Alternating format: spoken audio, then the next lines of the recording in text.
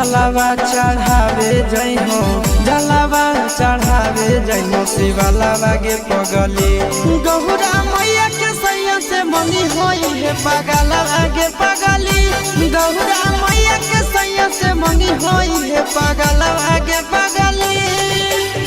जलावा चढ़ावे जई हो, जलावा चढ़ावे जई हो शिवलावा के पगली। गौरा मैया के सैया से मंगी होई है पगलवा के पगली। गौरा मैया के सैया से मंगी होई है पगलवा के पगली।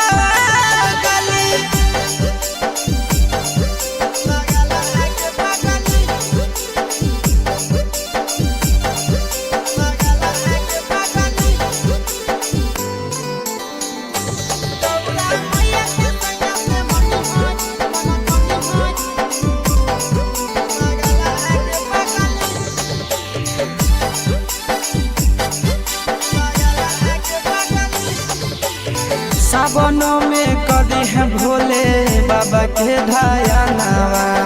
सातो जन्म हमरे के मानी है सजनावा। सावनों में कदी है भोले बाबा के धायनावा। सातो जन्म हमरे के मानी है सजनावा। पूजी हो चरनिया, पूजी हो चरनिया मतवालावा के पगली। गौरा मैया के सैया से मंगी है पगला आगे पगली। गौरा मैया के सैया से मंगी है पगला आगे पगली।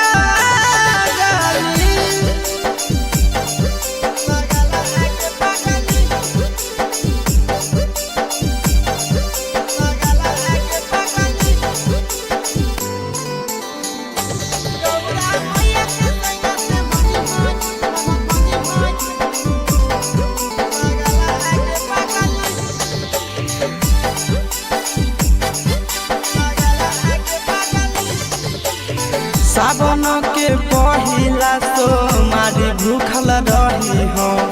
दिलावा के बतिया भोले बाबा जी से कही हो।